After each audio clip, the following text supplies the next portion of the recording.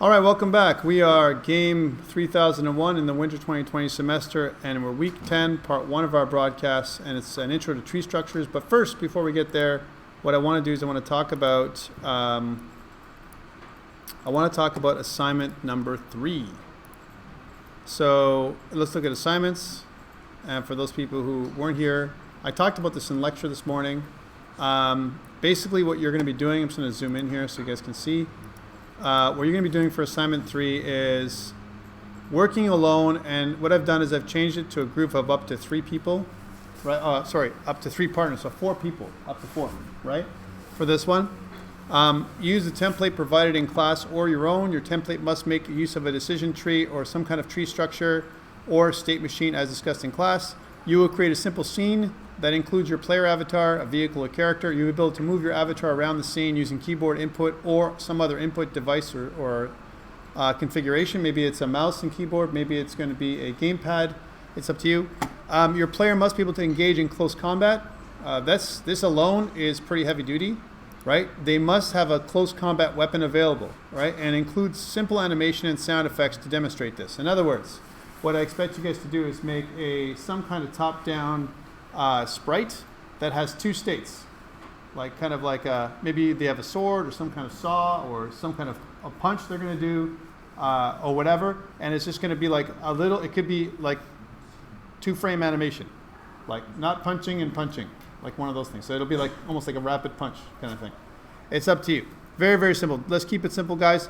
For animation, I know you guys have done in game fundamentals, you guys did sprite sheets and you did that. I'm going to improve that so it allows you to use other kinds of sprites, like for example tile sprites with a tile loader.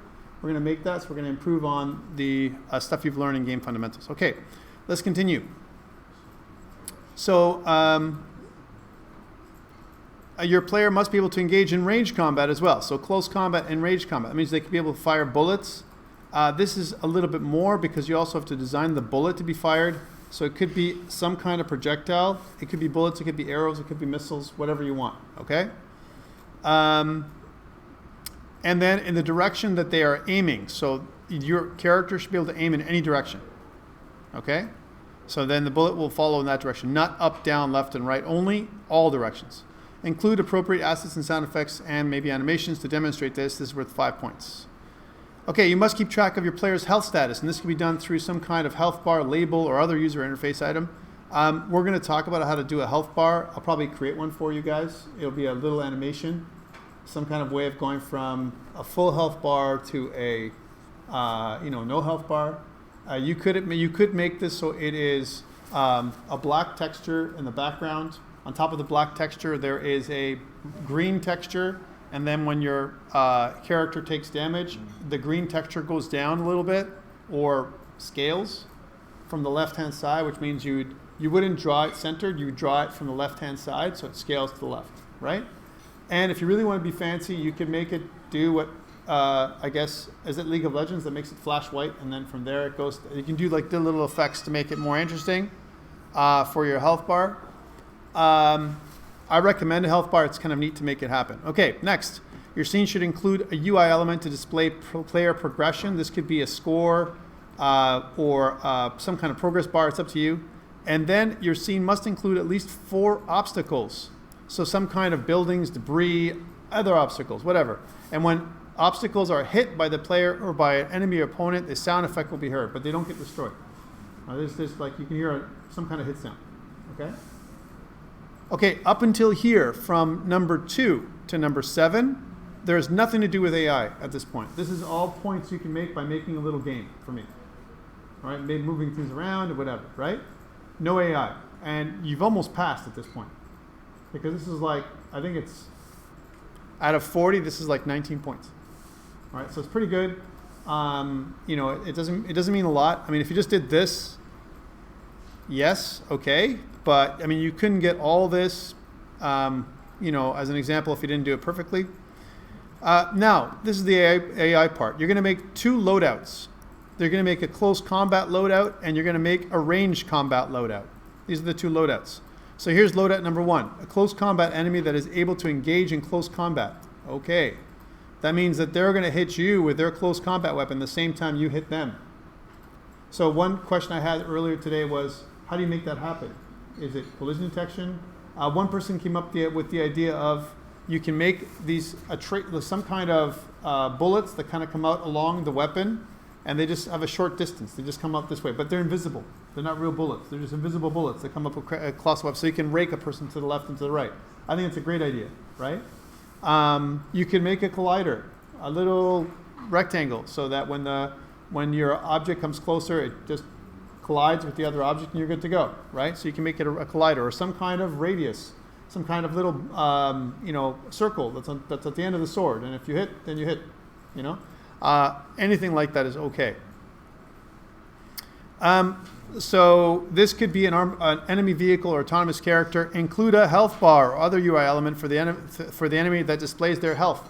So it could be a health bar on top of the enemy. It could be a number. It could be maybe they flash and they start to bleed. It's up to you what you want to do. Make it diegetic or non-diegetic, but you should make it so that the enemy looks like they're dying. All right. Include simple sound effects and animations to provide feedback to the player when the enemy attacks or is hit. So I'm looking for animations and stuff. Again, this has nothing to do with AI at this point. Still, you have some motion, you have some movement around for the enemy, okay? And you can check a lot of this out yourself.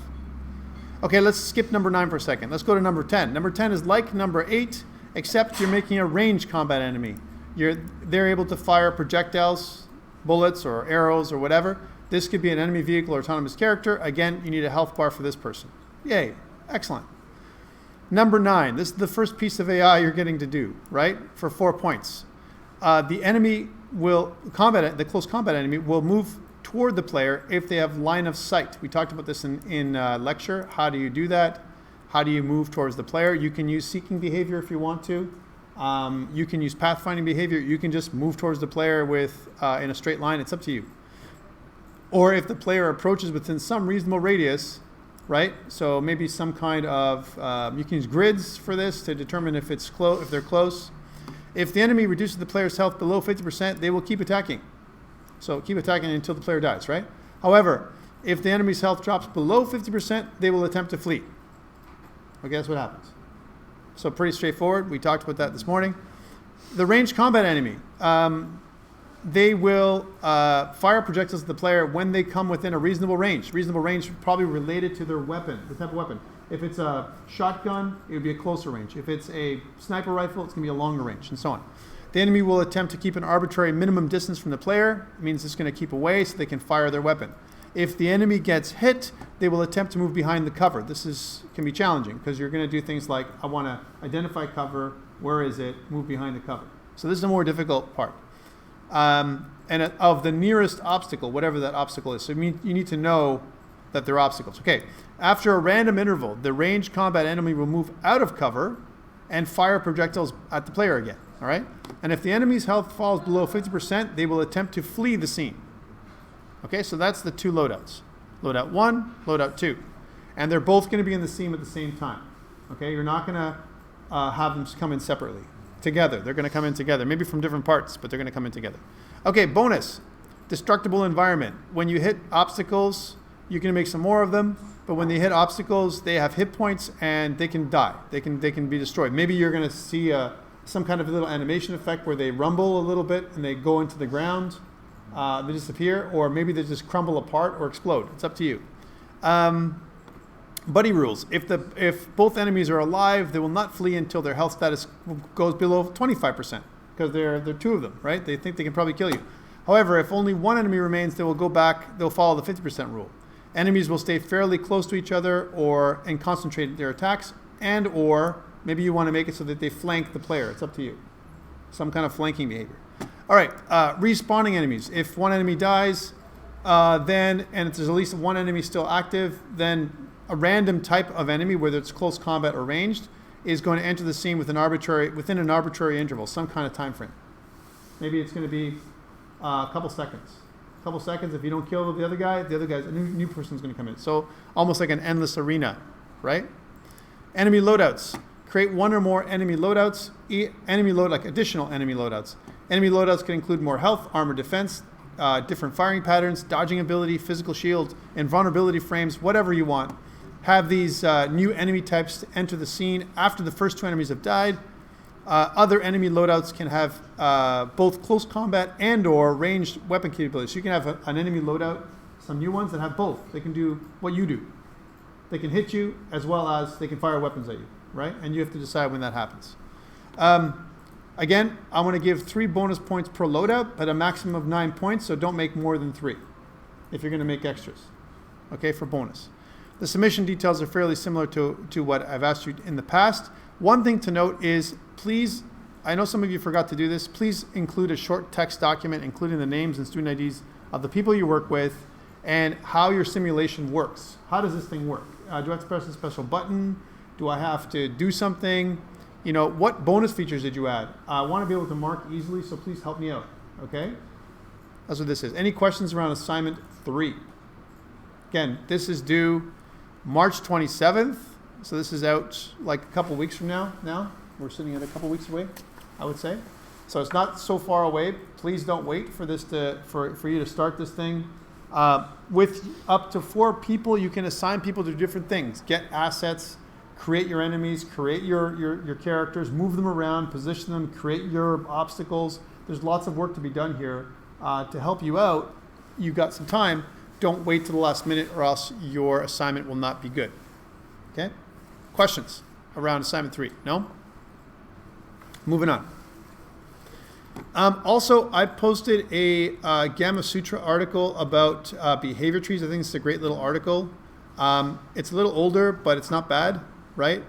And it talks about behavior trees a little bit more in detail than what I talked about in lecture. One of the things to note about behavior trees is it's different than a finite state machine that we talked about today. There is a different flow, right? So a lot of times we have a success, failure, or running for each of the sequence nodes that we're going to be talking about, or any of the nodes. So an example would be you have 3 different types of nodes: a composite node, a decorator node, or a leaf node. A composite node has both leaf nodes and decorator nodes. A decorator node only has a single leaf node. That's how a behavior tree works. Okay? So that is definitely how it works. If we scroll down a little bit, it also talks about sequence nodes. So sequence nodes kind of work like this. The sequence node, again, reports success or failure, or if it's in progress, to its parent, whatever that is, okay? But let's suppose we get to this sequence. The sequence is walking through a door. So first we walk to the door. Okay, did I succeed or fail? If I succeeded in walking to the door, then I report success to my sequence node, and then it goes to the next child. Opens door, right? I succeed or fail, it goes back to the sequence node. If I succeed, we go to the next child, walk through the door. If I succeed, close the door, right? However, if I fail at any one of these steps, it returns failure up the line, right? So we couldn't finish the sequence for some reason or another. That's your basic sequence node for your behavior tree, okay? We can have, and you can see it actually talks about the sequence, walk to the door, success, sequence running, open door, success, sequence running, walk through the door, success, and so on. There's also this kind of sequence node, which is a different kind of sequence node, right? Where there's conditions. So example, sequence, am I hungry? That's a question, yes or no? Success or failure? If I'm not hungry, well then this whole thing fails, right? If I'm hungry, well do I have food? If I have food, then are there enemies around? If there's no enemies around, can I eat? Then eat my food. And so I finally do this piece after all these conditions I have. I've kind of satisfied all these conditions first. So these all must be successful in order for me to be successful in this set. Okay? And you can also use an inverter node. An inverter node basically says that it kind of goes down one step. So it says, okay, I'm hungry. Yes. I have food. Yes. Inverter. Okay. Are there enemies around? No. I kind of come up here and say fail. Fail inverts it to success. And we're back to eating food, which makes sense, right? If there's no enemies around, then eat food. Okay, the inverter node. We can have sequences inside, we can have selectors inside of sequences. Selectors are interesting because they give us a choice. So here's a sequence, walk to the door. However, when I get to the door, Is it open? Is it locked? Or do you not have the key, you can't open it up? Then smash it. Which one do you have to do? Depending on what you have here, if you have a key, maybe you'd unlock the door, right? If you don't have a key and it's not open, it's locked, you maybe have to smash the door. But there's a problem with this one. Take a look at this one. We have an open door here and we have open door here. These are kind of the same action, right? So you could point to the same thing, all right? Point to the same action, which really speaks to an action class. So next week, we're going to create an action class, and the action class is going to allow us to perform different actions, like walk to the door. What does that mean? Okay. So then we come back up, we go walk through the door, but what about this one? Close the door, but if you smash the door, this is where it's not complete. There should be some kind of selector again here. Selector, either we close the door if the door was not smashed, or we walk through the door, right? We leave the door open. Don't do that, right? Because what if you can't close a smashed door, right? So that's something that we have to figure out. Okay, and we can have a selector that has two sequences. For example, well, if we're closer to the door, then walk through the door. If we're closer to the window, then do the window thing, the window sequence, right? Door sequence, window sequence. And by the way, the window and the door sequence look very similar. You could probably create some kind of template to decide whether to smash or open different kinds of things. A barn, a door, I don't know, the car door, maybe smash through a wall, I don't know, right? Further than that, we have, they talked about different decorator nodes, an inverter, a succeeder, a repeater. Sometimes we want to repeat until fail or repeat until success, right? One of those kind of things. And we have different data contexts that we can use. For example, the most common contexts that we have are success, failure, or running, right? We get that response back. And it talks here in the article on how to use stacks to help you create a kind of your tree. So example, until fail.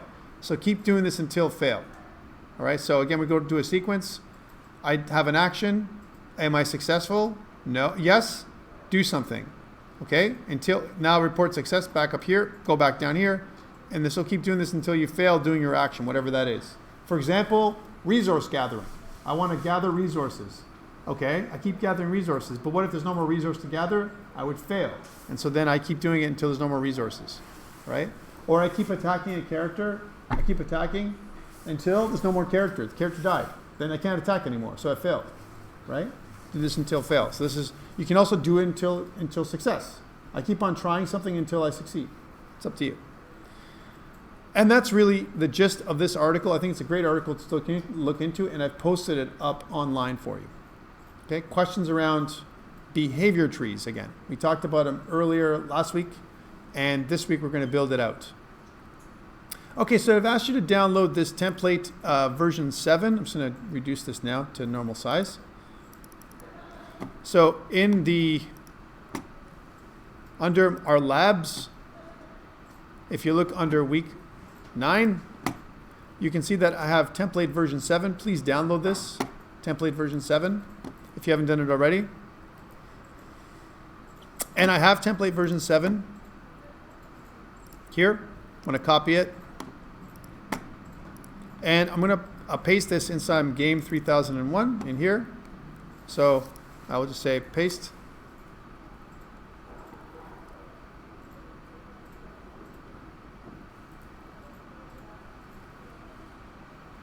And we'll rename it. So GAME3001, W2020, lesson 9D. And like before, what I want to do is I want to create a Git repository for this one. So I'm going to go CD space and drag and drop this one. And Git status, you can see that there's no Git repository here, right? So I'll do git init, git add dot, git commit -m, and then we'll say initial commit. There we go, right? So we've added all this stuff, right? And then what I want to do is I want to create a repository online. Whoa.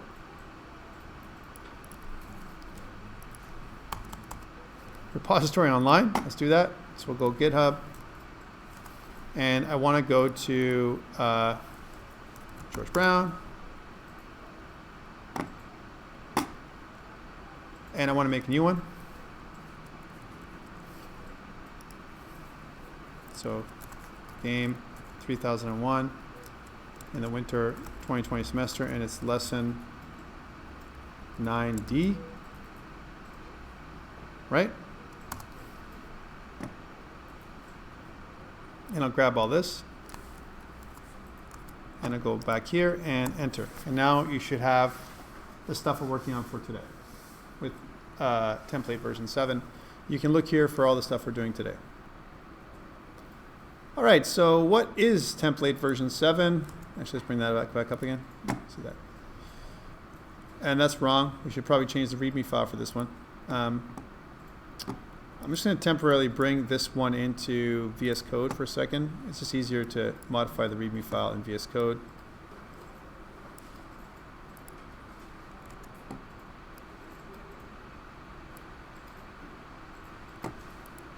Did I download? Oh, I looked at Visual Studio. Sorry.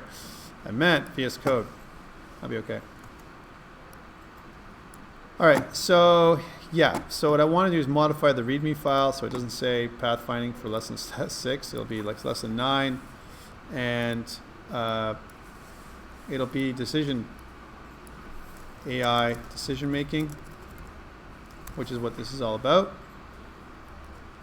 And I can put this up on GitHub, so I'll say modified README file. Okay, and add that to the staging area and push. There we go.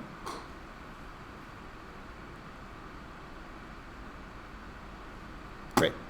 Now let's launch this one with Visual Studio. And I'm going to run this thing and show you what I got. So right now, what I've done is when I run it,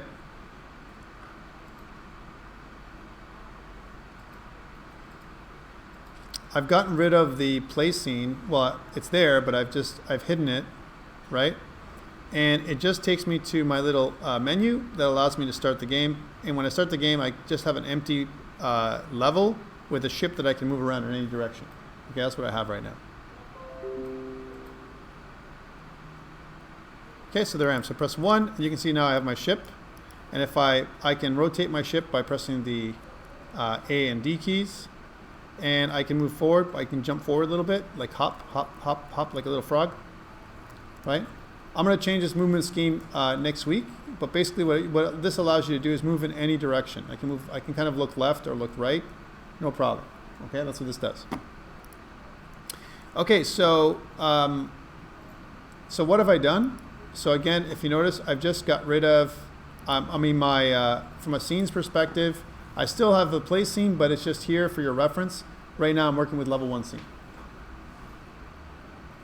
Okay, so what I want to build today is a tree structure, because this is one of the challenges we have. So what I want to do is I want to talk about some basic things. So a tree starts off with a single node at the top, and this node is the root node, right? So this is the root.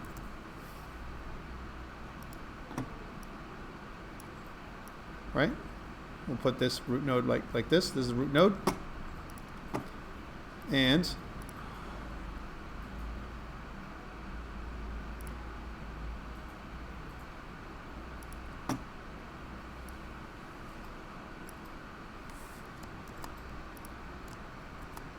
so what I want to do is I want to have several nodes, right? So I want to have the root node, right? And I want to have some children. So left and right childs. And those children are also going to have left and right children. Right?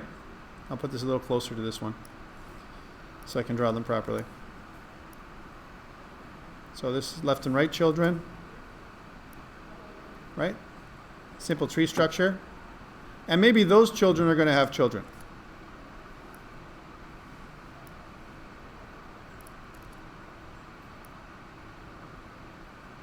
Again, we'll just draw them closer to each other so we can draw all of them in here. And it's going to be tough because just the way I've drawn it is they're going to be pretty tight.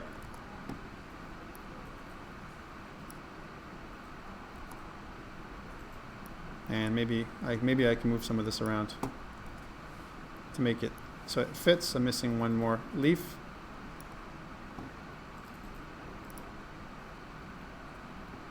And let's go to this one.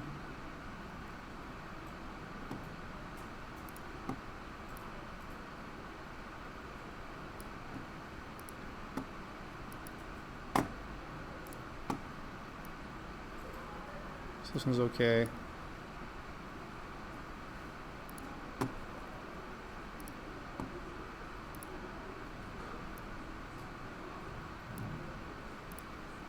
Bear with me while I draw these simple things. This one I want. Yeah, so this one's over here. And then this one will be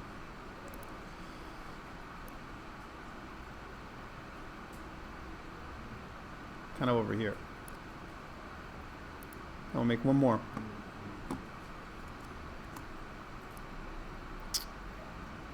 All right, it's not perfect, but you get my meaning, right? Okay, now let's draw the lines between them all. So again, there's a line here, there's a line here, there's a line here. These are all edges. Typical tree.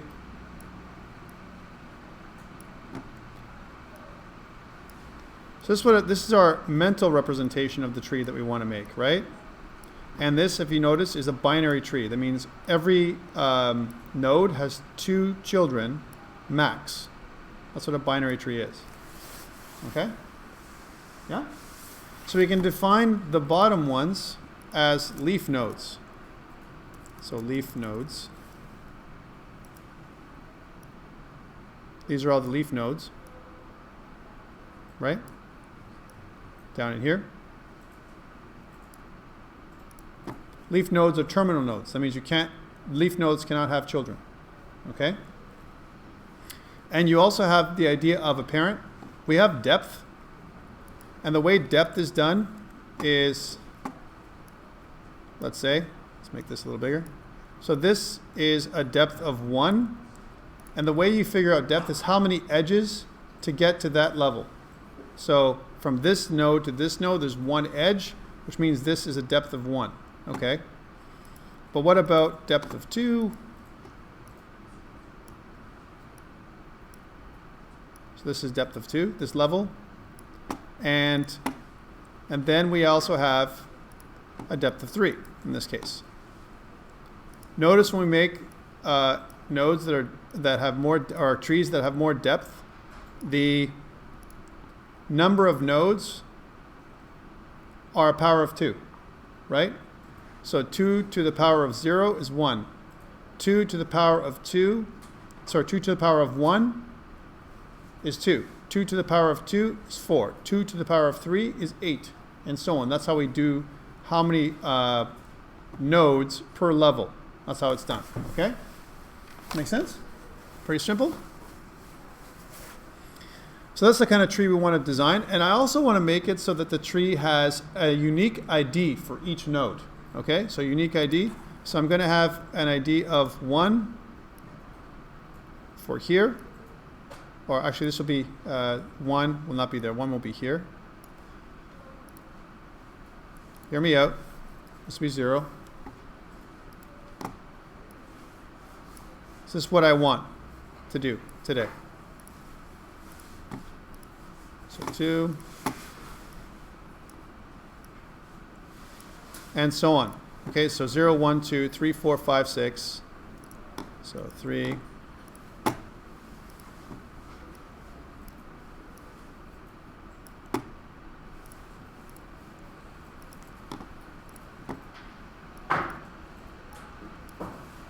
Any questions so far of what I'm doing? I think this is pretty straightforward.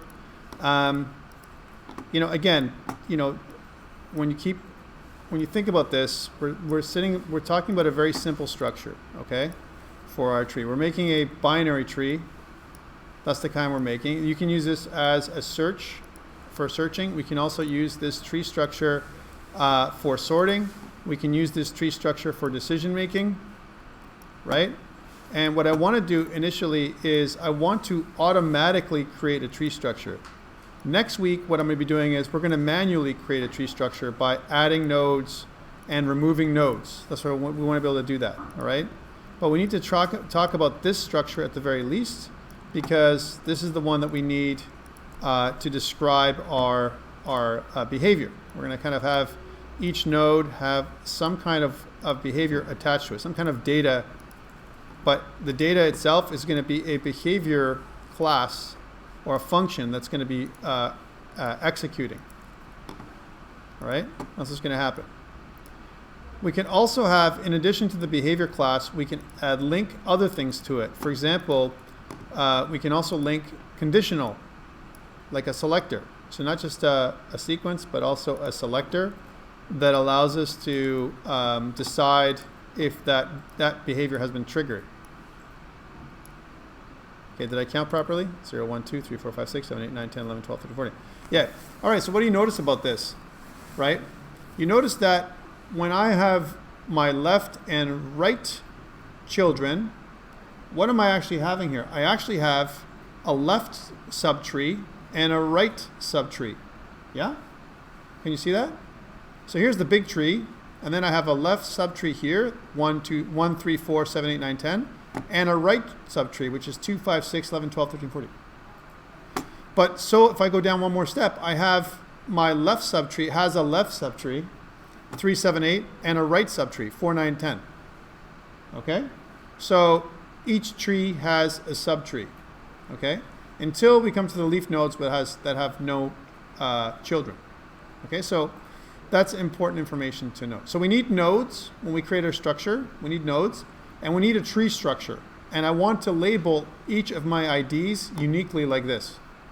That's what I want to do. I also want to be able to show this somehow on the screen in the command, the command line console. I want to show it. So when I print it out, I want to see this this kind of structure approximately come out. Okay? We probably won't be able to make it show today because that takes some balancing and some magic, but we can make it up here. So what I want to do is I'll make a new filter. Let's make a new filter. Add new filter. We're going to call this behavior. Right? Inside the behavior filter, we're going to add in a new item. We're going to use a .h. We're going to call this a node.h. Node.h. We're going to put it inside the src folder. Okay, there it is, node.h. And I also want to make another item called for the CPP side. So node.cpp. Let's also create our tree. We're going to make our tree too. So add a new item .h. Just going to do this all at once. A tree, which is going to be a series of nodes, as well as a tree.cpp.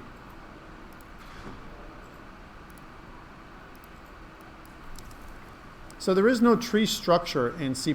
We have to make it. And there's no nodes. So here's our node, if not define node. Then we're going to define it. This is our typical guard, right? And if.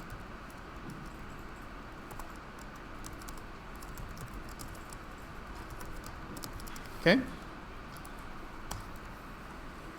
And we're going to make this a struct. So what's the difference between a struct and a class? Public and private. Public defaulted, private defaulted for a class. However, I just question for you guys.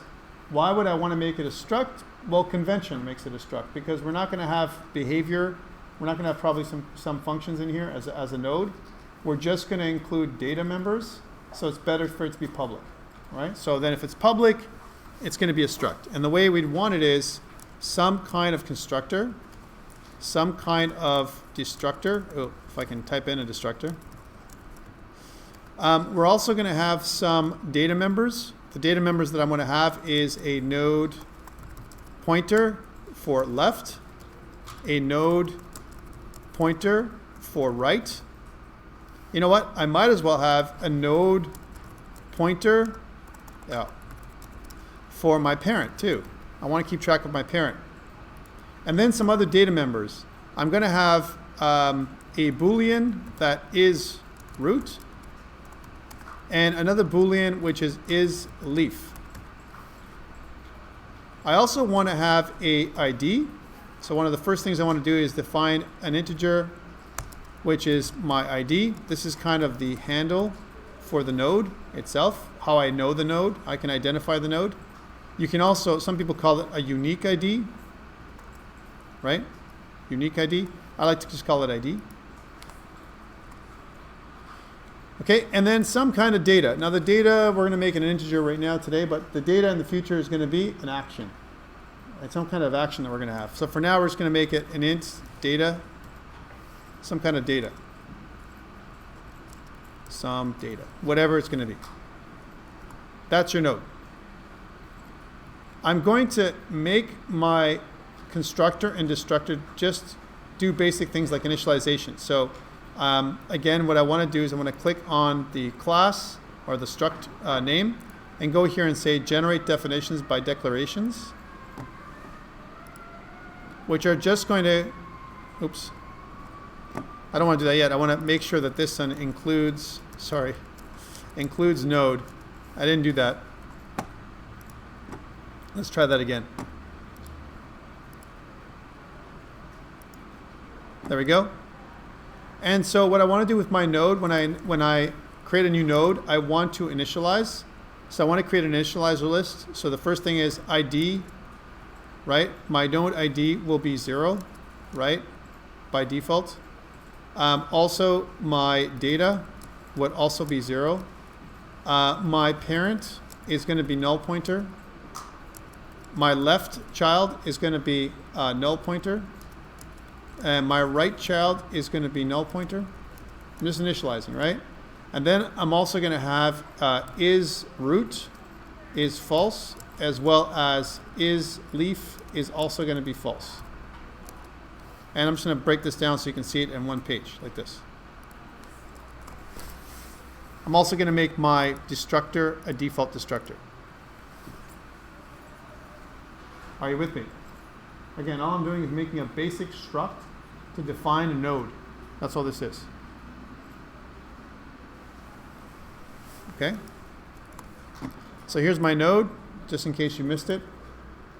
ID, data, parent left and right, is root and is leaf, right? And it doesn't like my naming convention. It says, you know, rename it to is root. I don't like it. Are you with me? All right, so now that we've done this, we have some ammunition, if you will, to create a tree. So just like we did with this thing, let's make sure that the tree references this one, include tree. And we also want to do an if not defined tree, then define the tree, and if find. Okay, just like normal. This one will be a class. Class tree. We'll have a public area and we'll have a private area, right? Public area, we'll have a public constructor tree. We'll have 2 of them. Tree that takes a, nothing, and tree that takes depth, which is an integer. So I want to create a tree with a depth, let's say. I also want to make a public destructor. And now we have some private data members. One of them is going to be depth. I want to know how deep my tree goes, depth. Okay? I also want to know, I want to have a sense of, I want to know what the root node is of my tree. And there is no nodes, so I can include node, right? I can include the node.h in there, because I have to include that because we're dealing with nodes. Okay? Depth and root. And I also want to know the total number of nodes. So node count. node count.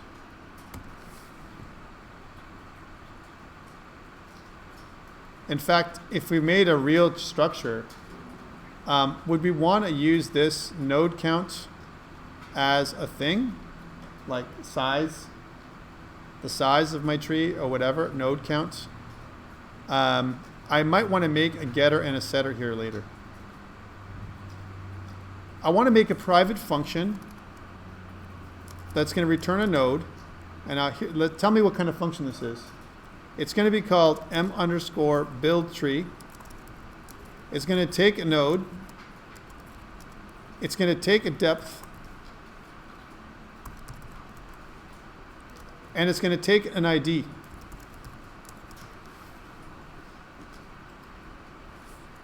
And I also want to make a public function that's going to return a string.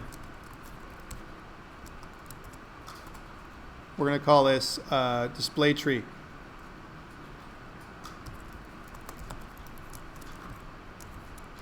Okay? Actually, if you think about what we're doing, this is not really display tree. It should be called toString. toString. And we don't know what strings are, so let's include them. Okay? Are you with me? We're going to use m_build_tree as a recursive function. It's going to call itself to build out our tree. Okay? That's what I want to do. And I need your help to build it, to think about how to do this kind of stuff.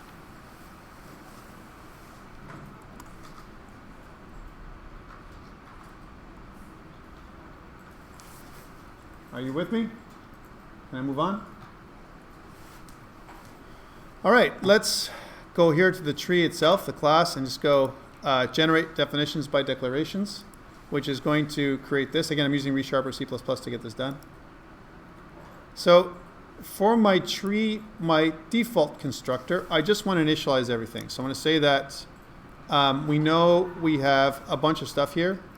Let's just bring the tree.h on the side so we can see what we want to initialize. So again, what I want to initialize is depth. So n depth, we're going to make that 0. We're also going to make our node count, m_node count, 0. And we're going to make root, m_root, null pointer,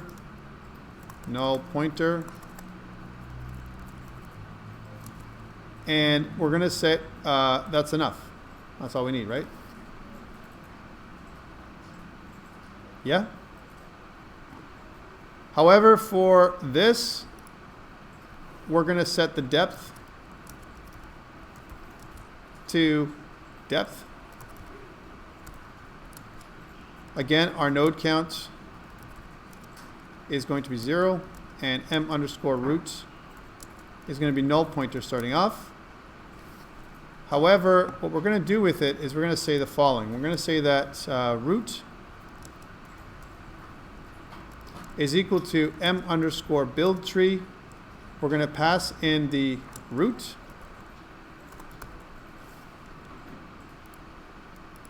and also the depth, as well as the ID, which is going to start at 0. Then we're going to set the root node when we get that back. We're going to set that isRoot is going to be true. Right? Because we're going to make that the root of the tree. So notice I have two constructors.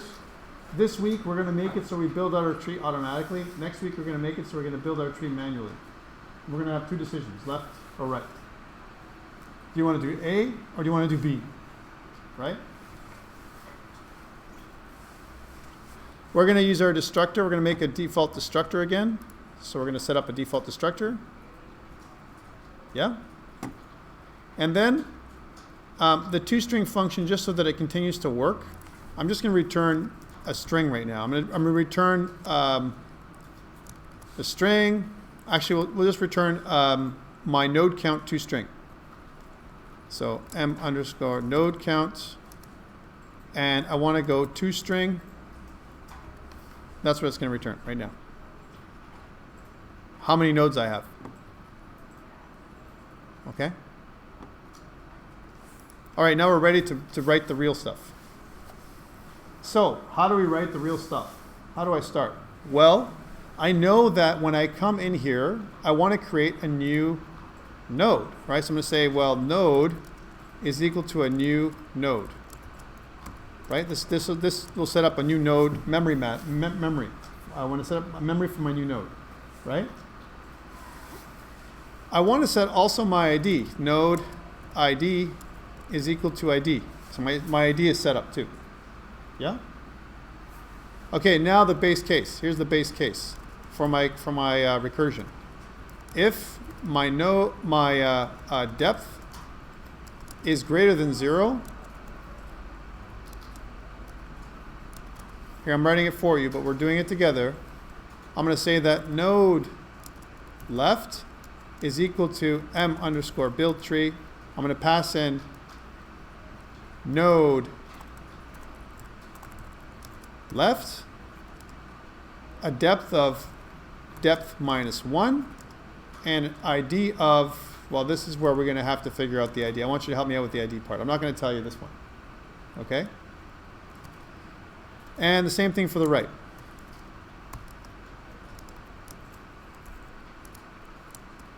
Okay?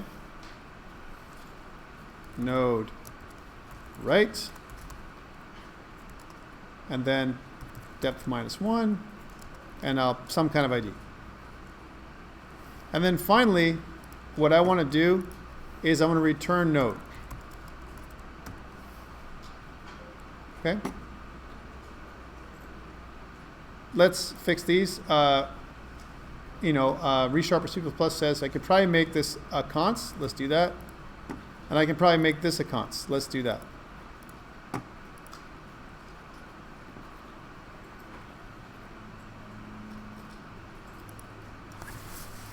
So let's see how this works. Can we trace it together? Can we trace this thing? This is how it goes, okay, guys? It goes like this. It comes in at the beginning. Node is not defined. The first one, right? It's just root.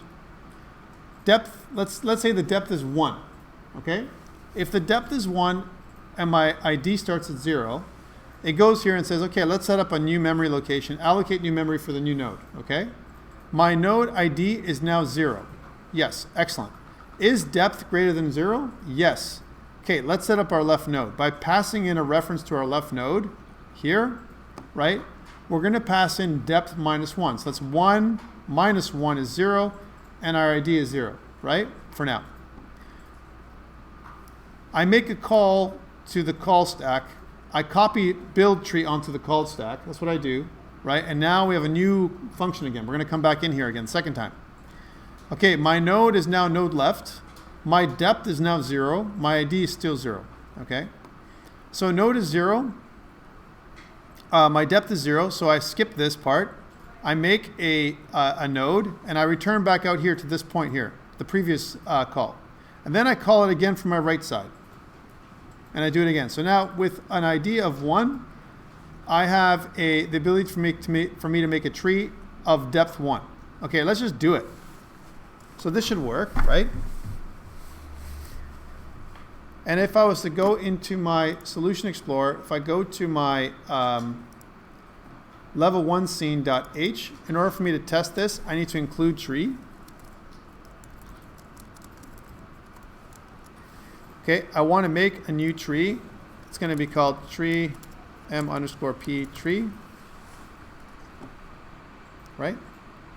And then in my start function, I'm going to go at the bottom of my start function, and I'm going to make a new tree.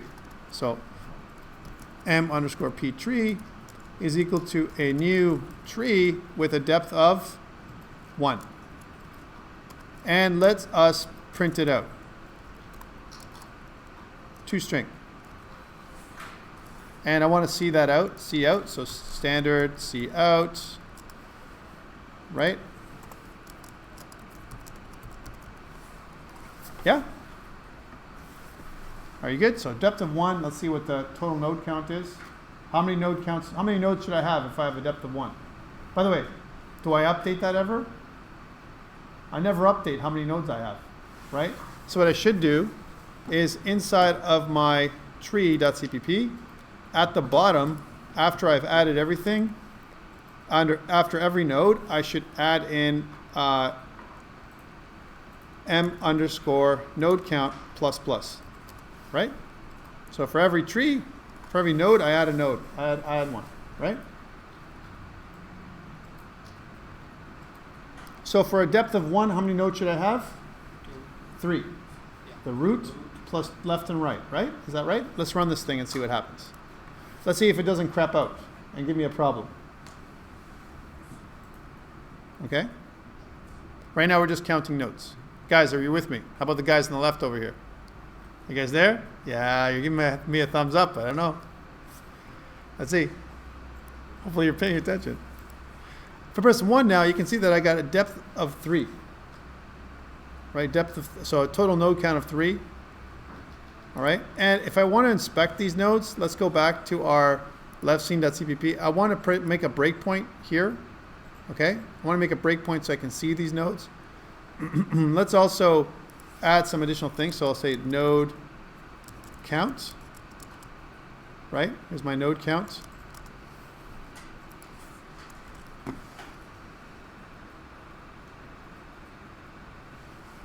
Okay, and if I run this thing, let's see how it works.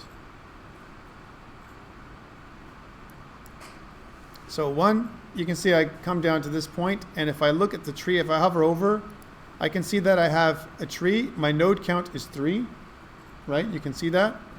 And if I go into the root, I can look at the left node.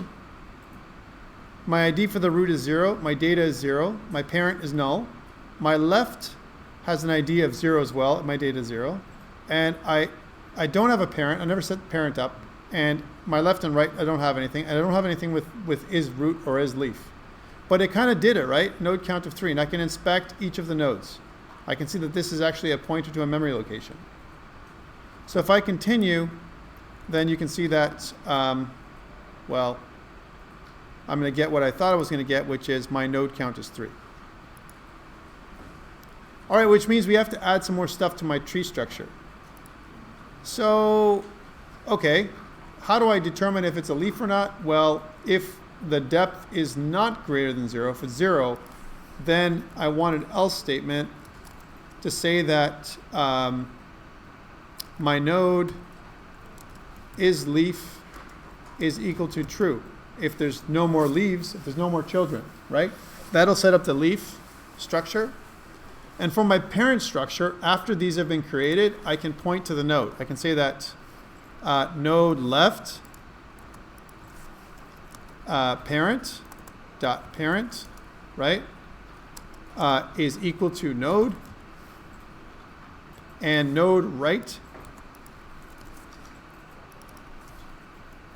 dot parent is equal to node. All right, so that's the parent structure. Again, if I run this thing, if I go back to here, I have a breakpoint. If I run this thing, then we should see when I hover over tree, I have more information now. I have a depth of 1, I have node count of 3, and my root has no parent, but it has a left child. The left child has a parent, which is the root, right? And its is leaf is set to true. So we see that happened. But it's not root. The only root that I have is the parent structure, right? The parent itself is root. So if I look at the parent, you can see I got no data for the parent for this one. There's no parent, but is root is true. See that? Because the root has no parent. So that kind of worked, all right? But the problem is I don't have the right ID set up, right? What I want to do is on my left child, I want my ID to be 1 for the left child for level 1 and 2 for the right child. Okay, so that's easy. So whatever my ID for the parent is, add 1 for the left and 2 for the right. Does that make sense? What about down here? Add 2 from the left and 3 from the right. How about down here? Add 4 from the left and 5 from the right. Uh-oh. This is some kind of math, right? I'm in trouble. I'm not in trouble, guys. I'm not in trouble. Okay? So how could I do this? Well, going back to my tree structure, then my ID is going to be +1 for the left and +2 for the right. Right? But I also want to keep track of the depth information. So if you notice, whatever my depth is to the power of 2 to the power of my depth multiplied by my ID. Or I can just multiply my ID by 2. So if I said, okay, whatever my ID is, multiply it by 2, right? And then add 1. Multiply it by 2, my parent's ID. Multiply it by 2, and then add 1. That might be okay. So what I'm saying is, take whatever my parent ID is, multiply it by 2, and add 1. If my parent ID was 0, I would just add 1. If my parent ID was 1, it would add 2. If it was 3, I would add 6, and so on. That's how it is. So this would be ID multiplied by 2 plus 1. ID multiplied by 2 plus 2. And that's, my friends, is how we can set up a tree of depth n, right, with the right ID setup. You want to try it? Let's test it out. So if I was to do this then, if I run it the same way, then we should get an ID for a depth of 1, right? We should get a tree where the left has an ID of 1 and where the right has an ID of 2. Huh. My buddy. Tom, you haven't responded in days. Does that make sense? Okay, let's try another amount. Let's try a bigger value. Let's try a depth of 3. A depth of 3. How many nodes should I expect for a depth of 3?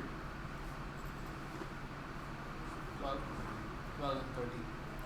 Well, let's see. If I go to my drawing, this is a depth of 3. So it's 1, 2, 3, 4, 5, 6, 7, plus 8. So 15 nodes. Does that make sense? So 2 to the power of the depth, right? 2 to the 3. So 2 to the power of depth plus 1. 2 to the power of 4, right? And then minus 1. 2 to the power of 4 minus 1. 2 to the power of the depth plus 1 minus 1. Yeah. That's how many nodes we have. Okay? So that's, we have 15 nodes. We should have 15 nodes come out for our depth of 3. Let's not do this for a second and just run it. And we should have node count 15 if we anticipate this right? Node count 15. Okay. Cool. Node count 15. Now let's do the breakpoint and let's see those nodes. Let's see if they're numbered properly, because that's important to do. So again, let's number them. So if I go to here, then I can look at the depth is 3, node count is 15. We can go through and look at them, right? So for our left node is 1. The left node of the left node is 3. The left node of the left node of the left node is 7. The left node of the left node of the left node is null. Doesn't have it, right? If I want to look at the right nodes, right? The right node, well, that is 2.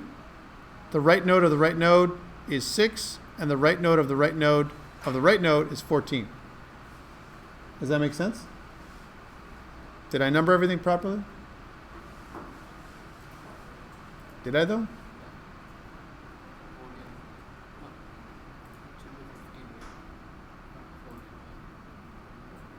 I'm just saying, we have to check it, right? Yeah. So ID 14, right? Questions around this? What we've done? We've using recursion So the tree itself, the tree structure, uses a recursive little method, call it an algorithm if you want, that calls itself, and we can just describe the tree, we can create the tree structure fairly simply. All right, now I did this earlier today. Question for you. How about if I gave it a tree depth of 100? Is that possible? Yeah? The computer can handle 100 tree depth? What is the total number of nodes that I'd have for a depth of 100? Remember how it is? It's 2 to the power of 100 plus 1 minus 1. All right? What is that? What's 2 to the power of 100? It's really big. It's massive. It's really big. Let's try this out. So calculator. So think about this now, right? All right, 2 to the power of whatever we want. Let's go with, do we have a scientific? Yeah. All right, so x to the power of y, right? So 2 to the power of, what do we want? 100, right? Plus 1. So let's back that up. 101, all right? Equals to this big number plus 1. All right? Sorry. Minus 2. Sorry, there we go. That's the actual number.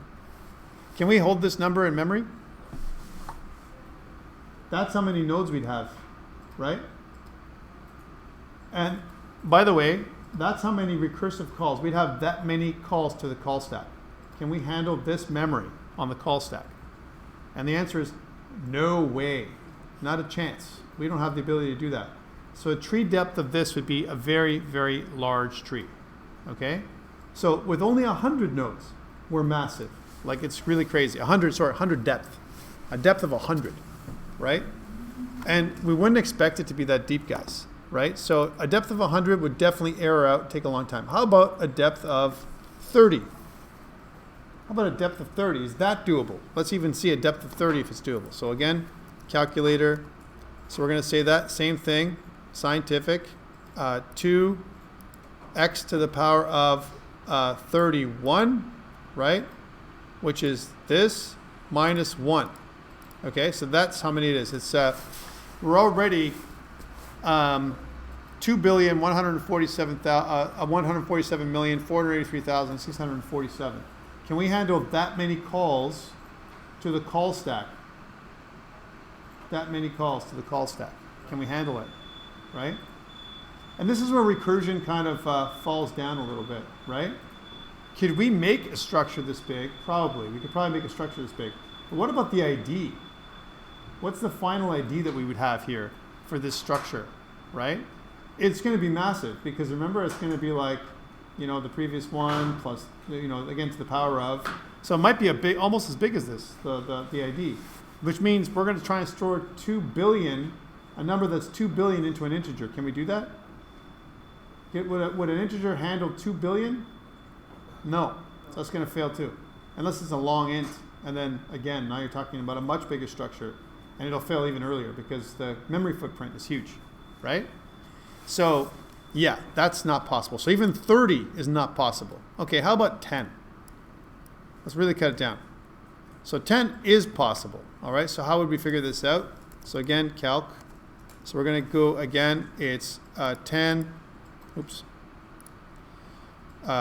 2 to the power of 10 plus 1, right? Let me try that again. 11. Yes, I know. 2 to the power of 10 plus 1, which is 11, right? Whoa, what happened here? 2 to the power of 11, right? Plus 1, right? Or minus 1, so it's 2047. 2047 is doable, guys. 2,000 calls on the call stack, that's okay. Okay? But it's a depth of 10. Like, it's huge. It's a massive tree. It's still massive, right? And what's the number, the lowest number that we're going to get? Can we calculate the biggest ID? Is that possible? What's the biggest ID that this thing can handle? Right? It's a pretty big ID when it goes all the way to the bottom node, right? One thing we also don't have is we don't have a list of child nodes, right? Because remember, in our tree structure, so this is our tree, okay? We generate these nodes, we generate them that they're leaves, but it'd be really nice to know, nice to have a list of child nodes. Why? The child nodes are actually the action nodes, if you think about them, what they are. They're the very important nodes. They're the ones that are going to have kind of the most important action that they're going to take, right? This is the bottom of the tree, right? The bottom of the tree is going to bubble up and to give you up value at the top of the tree, somehow, okay? That's what it's going to do. So it'd be nice to know a total number of child nodes. It'd be nice to know that, right? Or leaf nodes, if you will. So I could have a leaf count. I could also have a leaf list. Have a group together all the leaves on the tree. I can have a list of that, and I can have the bottom leaf. The leaf node would be the. I can kind of figure out the idea of that if I really want to. Okay.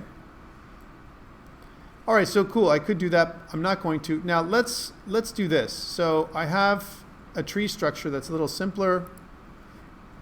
Let's make the tree depth 5, right, which is more reasonable. A deep tree depth of 5. Now we're talking about for an AI's decision making. So if I made a tree depth of 10, that means our AI would have, 22,047 possibilities in terms of decision making. Now it may not look like a lot, but it's still under the amount of a tic-tac-toe board. A tic-tac-toe board would have approximately, I believe, 60,000 possibilities. Okay? So how do we get to 60,000? If I went to a depth of, 15, or let's say 16, a depth of 16, what's my total node count for a depth of 16? 16, right? Yeah, so 131,000 with a depth of 16. 131,000. That's plenty to handle a tic-tac-toe board. And then some. 2 tic-tac-toe boards. It'll do. Right? Worth of data.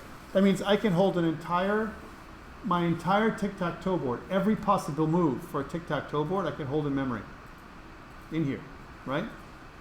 If you think about it. Does that make sense? Every possible move. And how many moves are there for a chessboard? Even more. Right? And so on. So if I wanted to know every last possible move for a chessboard, so every time you move, then you would have a perfect decision-making AI. It would know exactly all the moves to success, the best move based on your action, right? Then you would load all that in memory. Now again, there's some variation on a chessboard. It wouldn't. You can still fool it and win. But then you can see that that's how many decisions it can have. 131,000. All right.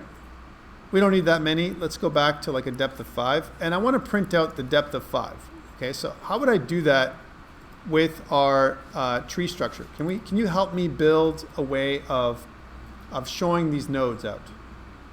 How would I do this? Now there's a couple ways I could do that. I could make a for loop, right? For every node, right? I want to go to its child node. How would I draw this out? I mean, think about it right now, right? I mean, it's a tree structure. It's not a list, right? How would I do it? Christina, what are your thoughts? Well, you're the computer scientist in the class, right? How would I draw it out? I want to draw it from the root node first. I want to print out the root node. And then I want to print out every node I traverse through from the top to the bottom. I'm doing a top traversal, right? How would I do it? You mean like physically on the board? Yeah, I want to draw it not in the console. I want to actually print out this on the console. Huh? Centered and everything? Yep. Yeah. Well, it's not that difficult. I mean, even if I didn't center it, even if I make just on left aligned, okay, we'll accept left aligned for today. Okay. So how would I do it? How would I print out 0, 1, 2, 3, 4, 5, 6, 7, 8, 9, like this whole thing, this whole structure? How would I do that? Can I loop through it somehow? Yeah.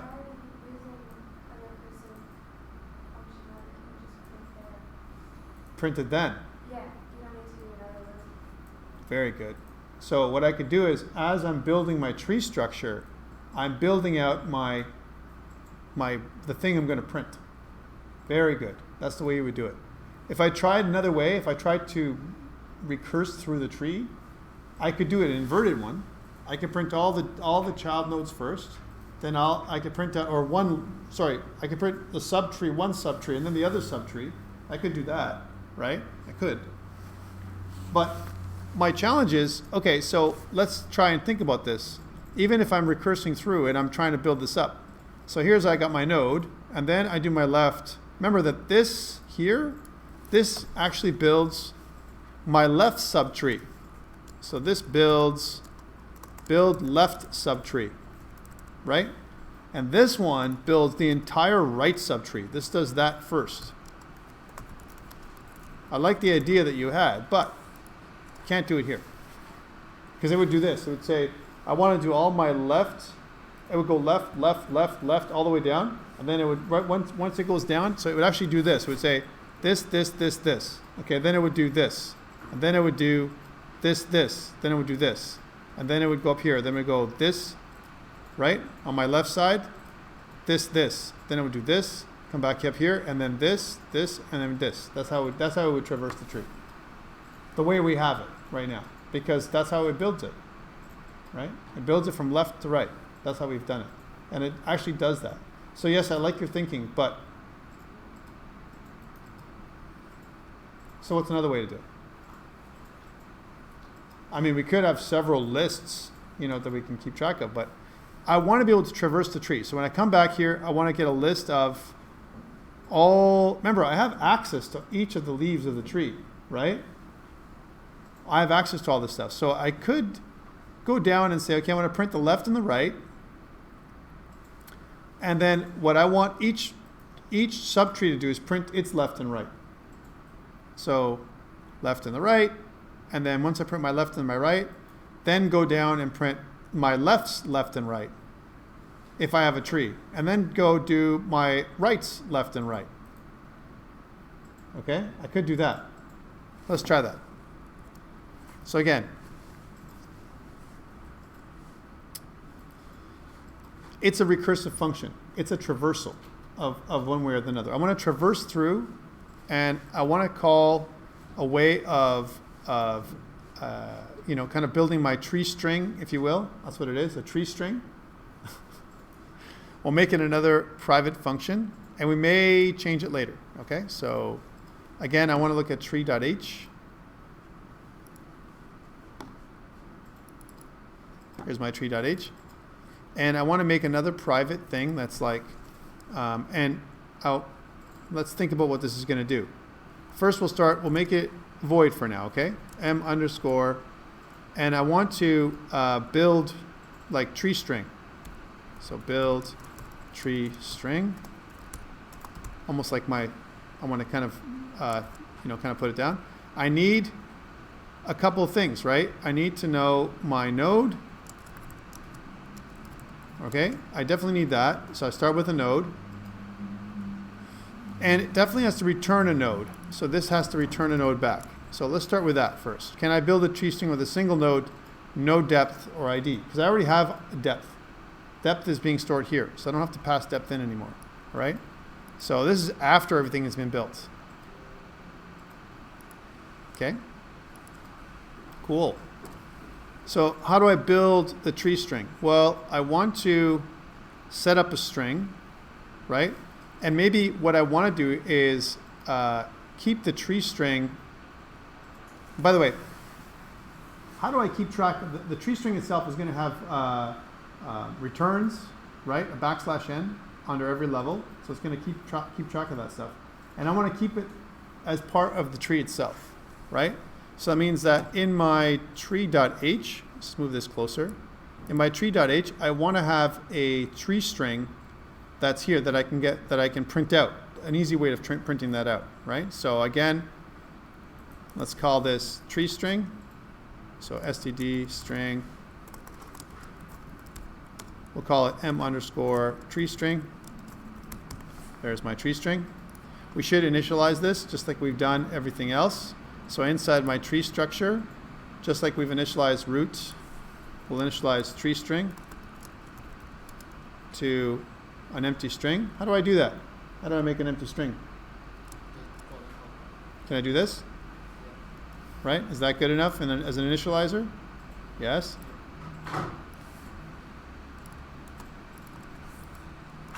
Okay? Does that make sense? So tree string, initialize, yes, everything's great, right? And my tree string is going to keep track of everything. So my tree string is going to be where when I build my tree string, it's going to add to it. So initially when I do it, and I'm going to call it from my string function, toString function, right? I'm going to build my tree string and return it back. So I'm going to say m underscore tree string, right? That's going to be equal to, again, m underscore build tree string. Uh-oh. I'm building a tree string, but I'm returning a node, and I'm passing in a node. What should I be passing in? I could. Wouldn't it be nice if my nodes themselves, if I could toString my nodes? Wouldn't that be nice? Now I'm going back to Christina's idea, right? I already have a node, right? And I want to be able to return a string of each node. I want to print out a node. What would my node look like, right? My node would just look like the ID that it would have for now. It would print out the ID. Maybe it's data value. For now, let's just print out the ID. And maybe we want to print it out inside some kind of structure so it looks like something that's cool, right? So if we did it at the node level, right, node,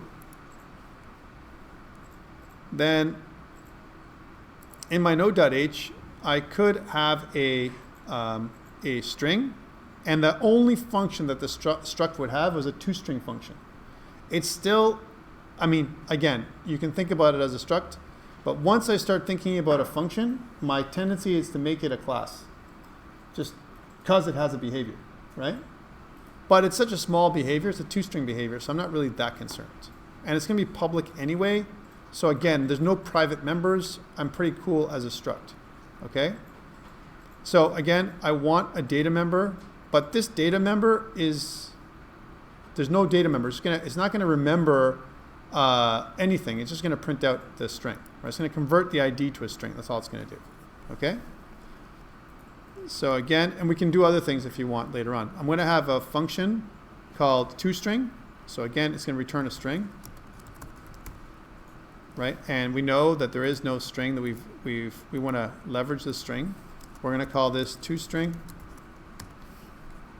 This is at the node level, right? And then we're going to generate implementation. There's my toString implementation, and we're going to say that we're going to return whenever the ID is toString, right?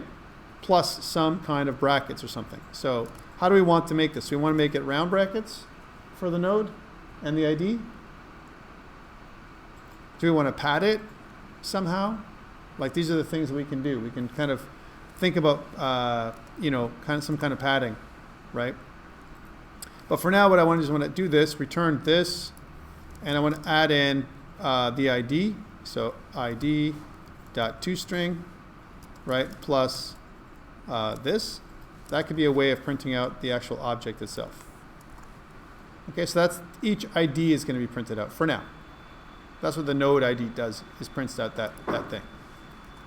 Okay, well that's cool. That means going back to the tree then, that I can pass in a node ID and I can get back out a string, the string that is going to combine with the node string to something else, some other string. So that's what I want, not a node, but rather a string. Okay, that's what I want. And I want to pass in a string and get out a string. So I want to get the node string. I want to pass in a node string. So node string, node underscore string. and I want to pass in, I want to pass that back out. So that means I have to modify my tree structure. So this is going to return that. So std string, and I want a node string out here. Node string. So std string. Oh, what the hell?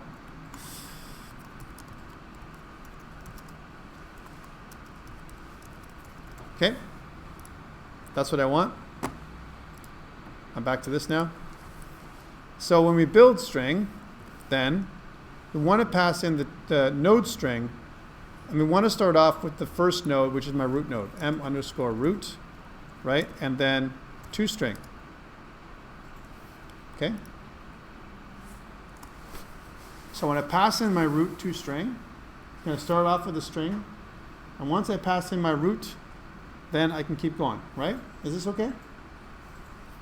Well, my problem is this. I'm only passing it a string this way. It means I can't traverse. I don't know what my next idea is. So here, maybe what I need to do is I need to pass in a whole node, right? So the node itself. So this maybe is a node, right? I'm just trying to play this out with you guys, okay? A node, okay? So then that means going back here, I made a mistake, right? I'm trying to figure this out. This would be a node. Not a node string. So I pass in a node and I get out a string. Okay? Pass in a node, root, get out a string. Pass in a node, get out a string. All right, so let's do this. So I pass in the root node, and then I say that, cool, my tree string, I'm going to return string, right? But I want to check to see if there's other nodes.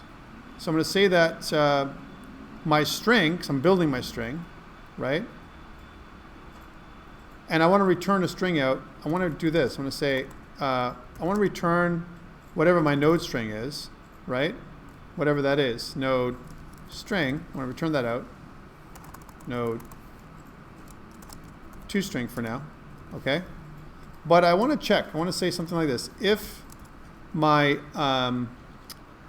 my node itself has children, right? If it's not leaf, if not node is leaf, so if it's not a leaf, that means I have children. That's why we have to make that check, okay? If I'm not a leaf, I have children. Then I want to add to the string that I'm returning. I want to add to the string that I'm returning. So I can have a little temporary string. We'll call it tree string.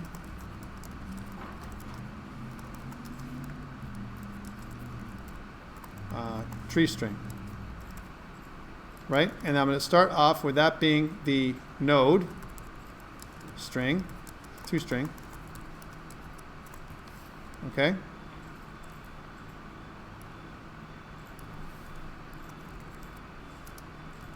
Okay? Just building it up with you. But, so if there's only one node, then I'm just going to get back the node string. Yay, right? That's the root. It's only one node.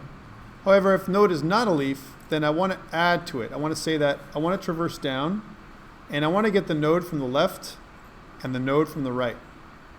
Okay, so I'm going to say that.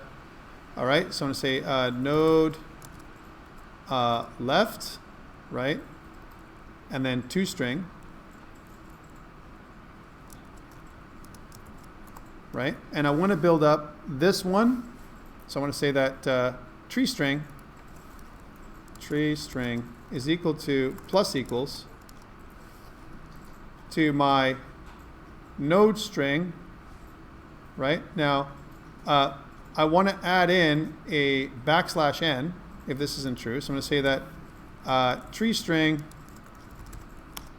plus equals to \n. So this is going to add in a return. So adds a return, or it's a carriage return actually, carriage return, right? That's what this does. A new line actually, adds a new line character. I'll be okay. All right, adds a new line. And then once I add a new line, because I printed out my first one, and then if it's the root, then I add a new line, and now it's the left string, followed by a space, at least one space, followed by the right string.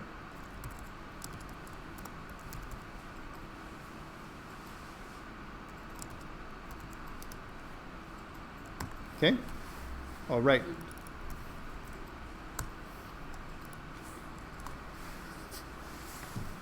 Okay, well that just does left and right, but I want to keep going. I want to keep going. If node is not a left string or right string, right? I want to be able to do this kind of thing. Well, okay. I could, huh? Do this till. Do while? Yeah. Okay. I could do that. Do what? Do this thing again and again till the. Node left, node left. is Node left, left, left. left. Node left, left, left, left. And keep doing that over and over again.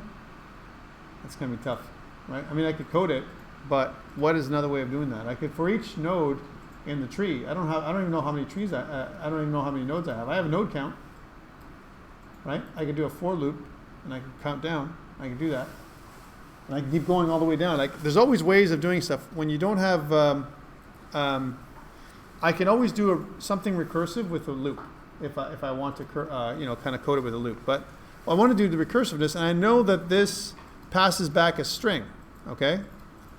So this does this, and then I want to go into my left string and from my left side, I want to do my left string and right side. Right, left string first, and my right string. So can I do something like this? Can I say that tree string? Right? So I have left and right, right? Instead of doing it this way, so this is one way of doing it, but what about if I did this? Is there a way of traversing down and saying something like build string, and then build string on node left plus build string, build tree string, missing an L, on node right? What's the difference between this one and the one above it? Plus the space, right? Could I do this? And let me just space so you can see both. Okay, so I want to add in left and right, and we're good to go. How's that? Is that good enough? What would this do? Remember, this does all the left tree, and this does the right tree. Will this do what I want it to do? I mean, I'm building a string. It gives me the \n. So what it does is says, okay, \n. So let's try this out. So for a node depth of 1, the root comes in here. Root, okay, it says here's a leaf, right? If it's not leaf, it's not a leaf. So then it says, let's add our string, our value, which is 0, to the top, right? And then \n. Cool. Now it goes here. And it says, okay, node left, right? So it goes in here, \n. Uh-oh. That's not going to work, right? This is where recursion is going to be a challenge to figure out. Troubleshooting. How would I do it, guys? Yes?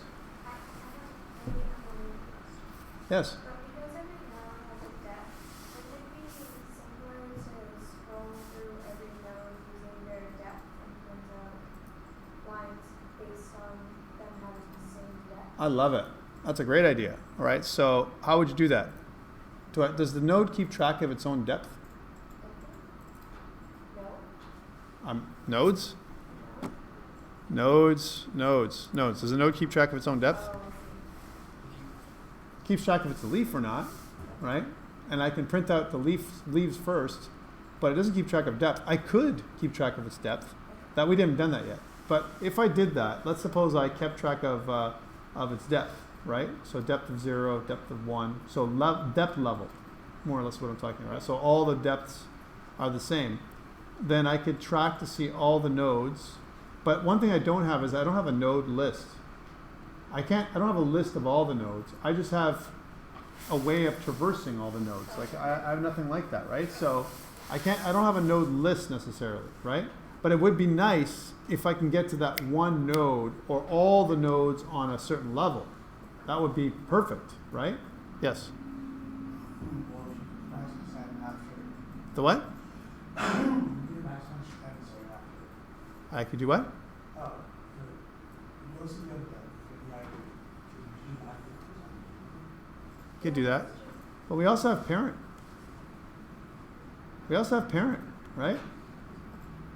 We could say, okay, go back to the parent and go to my parent's right? Go to my parent's right node. Or go to my parents, instead of doing this, you only go down the left side, and then you go to your parent's right node. That's another way to do it, right? Print out my parent's right node, print out my parent's left node, and that kind of stuff, right? So that's definitely a way you can be done. All right? So let's try that instead. So again, recursive function, right? We've already been able to make our tree, okay, but now we're trying to print it out. That's what we're doing, Joss. All right, so, okay, so recursively, right? We're going \n if the node is not a leaf. We're adding a new line, right, as an example. And what we want to do is we're going to say that we're going to go down in here, right? And we're going to do this again, the left node.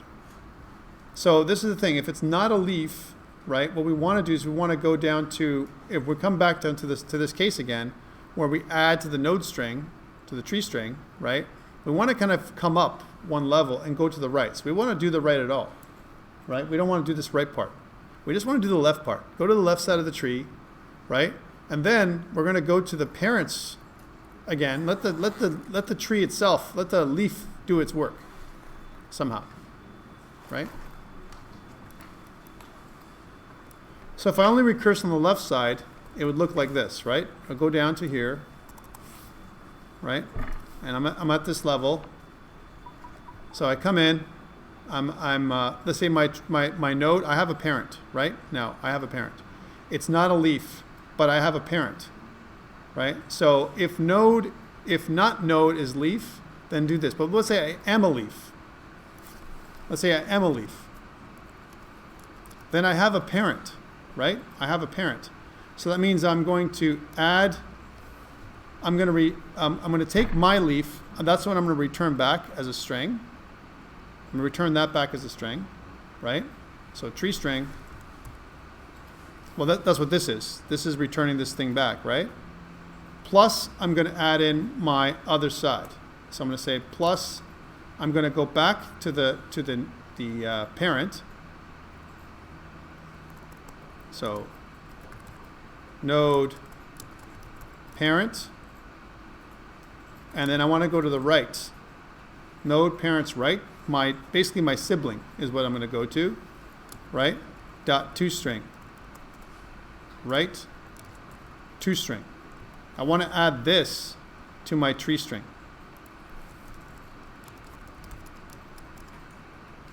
How's that? But and then I'm going to return that out. So I'm going to go toString. So this is my left. And then I don't want to do this here. I want to add this one here. How's that? Would that work?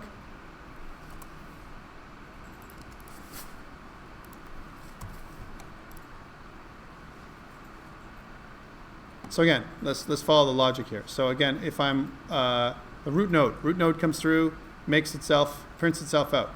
Okay, is the root not a leaf? Yes. So it's not a leaf. It adds a \n character, calls the build tree string function for the left node only, right? So we leave from here, go back to here. Now it's the left node. Okay, we make itself. It prints itself out. Is the node not a leaf? No. We're going to go here. And now since we know it's not a leaf, it's going to go add a space to itself, right? And then go to the parent's right node and print that out, and then return that out. Does that make sense? So that's a way of navigation. Okay, guys, I'm not saying this is going to work, but this is a good try. Let's see what happens here. So this is our build tree string. So build tree string is going to get this, right? We want to do a couple things here, right? I want to not show the node count anymore, right? I'm just going to return this. And I want to keep track of this. I don't want to do this more than once. Once I've done it one time, I've always done it. Because it's computationally expensive to do this kind of traversal over and over again. Then what I want to say is if m underscore tree string is equal to this, or not equal to empty, then do this. Otherwise, just return it back up. So if you've already done this traversal one time, sure.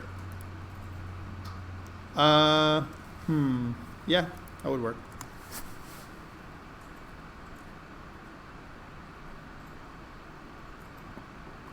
All right, let's try this out and see this if this insanity works. Yes. The what? I can't hear you, man.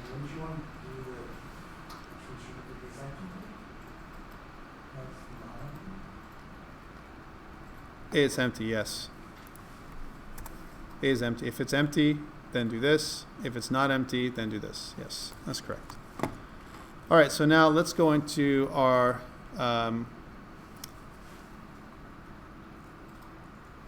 let's go to this. So again, level 1 scene.cpp. Let's make sure this is correct. So again, we do a depth of 5. We're not going to do a node count anymore. We're just going to print out the node string, the tree string. So we're just going to do one of these. And then let's run it and see what happens. See what insanity this creates. Again, after this is just formatting. To Christina's point, how many spaces do I want to add according to the depth and so on to make it print nice. Okay, so here we go. Is that right? No. What happened? We got some of it, right? Some of it printed out, but not the whole thing. We have printed out the left side, 1, 3, 7, 15, 31, and 32, but we didn't print out the other side. Let's check and see how this works. Let's do a smaller depth. Let's do a depth of 3. Depth of 3. So we know the depth of 3. Depth of 3 is supposed to look like this, right? So it should be 0, 1, 2, and so on, right? So when we do this, we're going to get 0, 1, 3, 7, and 8. Okay? 0, 1, 3, 7, and 8. That's what we got. But then we didn't do this part. Didn't traverse the rest. Okay? How can we fix this? We're closer. We're definitely close. We definitely did the bottom part, all right? But how do we do the next part? So let's go to our tree toString. Here's our build string function that does everything. So it did exactly what we said it was going to do, right? It's not a leaf. If it's not a leaf, then just do the left side. If it's not a leaf, right? What about the right side? That should be done too, right? We got to build that up. If it is a leaf, do this part, right? If it is a leaf, do this part. But if it's not a leaf, do this part. Okay? Well, it only did the left side, but what about the right side? Well, we got to do the same thing on the right side. We're just going to do the same thing happening, right? So we're going to say tree string. We didn't do this part. Let's see what this part does. M underscore. Sorry. Right. Okay, now, question. Is this going to mess us up? Node, it's on the right. Now, is that parent node have right? It's going to go back down and print itself twice. Because if it's a tree, if it's a leaf, it's going to go do this again twice, right? Let's show you what I'm talking about. It's complex. Yeah, you don't need to go to the parent. All right, let's try this out. So if I did this, it's like one of these. Right? So this is not what we want, and we totally missed number 2 and that, right? So, I mean, it kind of did this a couple times, right? So we don't want to do this. Parent right tree. Okay, cool. And we definitely want to add a space in between here. So we want to do something like tree string. But remember, we talked about this. If we did this, building up our tree string, and let's comment this out for a second. Then we'll stop for the day, right? What is our problem? Our problem is printing it out. You're going to get this. 0, 1, 3, 7, 8, 4, 9, 2, 9, 10, 2, 5, 11, 12, 6, 11, 13, 14. So what is this doing? Goes all the way down to the bottom, 7, 8, right? Like this. Went to the bottom. And then it went and did 4, right? That's the next route. 4, 9, 10, 2, and then it keeps recursing back up. So it's tricky, isn't it? It's tricky. We're getting there, but this is not what we want. So questions and maybe some kind of, anyone have an idea of what to do at this point? So we got the bottom part of the tree. Remember we talked about this? The bottom part of the tree, easy to do because the bottom part. We can always do the bottom part first. We can make an inverted pyramid and whatever and do that, printing it downwards, right? The idea that you had, Christine, was good because it's like, hey, what about if we had all the tree levels? We kept track of all the tree levels somehow. So everything on the same tree level and just make a list of all those things. I mean, yeah, we could do that, right? We can go through using a for loop party and go through the entire tree structure, right? And then go, if this is on this level, then print it out, right? But then we'd have to have the way of traversing the tree back up and down, right? For every a child in the tree, if it's not a leaf, take the left and right side, and then if these two things are, as an example, are not leaves, then check them to see if they're on the same level, right? Level 1, depending on the depth. Or, here's another thing we could do, and this is a little bit more computationally expensive, or more expensive for the tree structure, is have a list of all the nodes. Have a list of all the nodes, and each node itself keeps track of its own level, like you said. And then when you just go through just do a for loop, go for loop through, and then just print it out. That might be the easiest way to do it, unless you have another idea. I mean, I would just, when it is leaf, I would print myself. Print yourself. Yes. Yeah. So, just by yourself. Yes, just print yourself. And keep doing this too? Printing yourself is the base case. Okay. And what about this whatchamacallit? That's fine. That's the non-base case.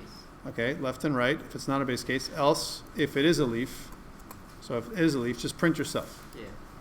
Okay, so we'll just tree string plus, and we're gonna add this in, because if it's not this, then here's your printing yourself. So then we don't need to do this part at all. That's what you're saying. Yeah. Right. So again, if I comment this out, we're not going to get the right structure again. That is printing itself. Okay. Right. Because if I did this, and this is what we just had, right? So then if I run it, it's going to recurse down. And it's going to do new lines for everything, and then it's going to be that weird structure again, which is. It doesn't go back up now. Remember, we're not going back up anymore. I know, but that's how it was. Yeah. And when use the parent, but like move back up another level, like say, okay, does this level contain anything? Okay, then go back to the parent, then go right. Like keep going up and up. But you know how when we were doing path finding, we Yeah. would take the end of the path and Yeah. be like, no, this doesn't work, let's go back up. Yeah, we could do that. So you mean keep traversing backtracking up the parent. To get So go to the first leaf, go all the way down to the leaf, the first leaf, and then backtrack to do it. I mean, yeah, that's a way of doing it too, right? Because then you would go back up, print itself, and then go back up, go to the right, print itself. If the parent has a right child, right? Then you keep doing that over and over again. Okay, so I'll provide a solution for you guys because we're running out of time because now it's 2:00. It's JOS time right now, right? We're in JOS time.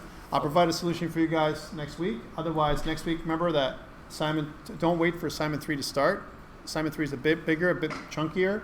Work with other people. Don't work on your own, right? Again, it's due March 27th, so you have a couple weeks out to get it done.